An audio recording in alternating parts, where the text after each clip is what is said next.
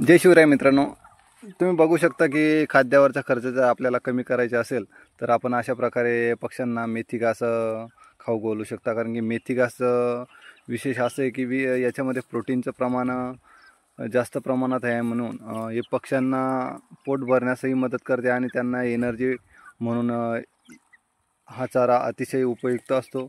म्हणून आपण पक्ष्यांना मेथी घास अशा प्रकारे खाऊ घालू शकतो, म्हणून जेणेकरून आपला खाद्यावरचा खर्च कमी होईल आणि आपल्याला कुक्कुटपालन हे प्रॉफिटेबल व्यवसाय म्हणून बघता येईल. धन्यवाद.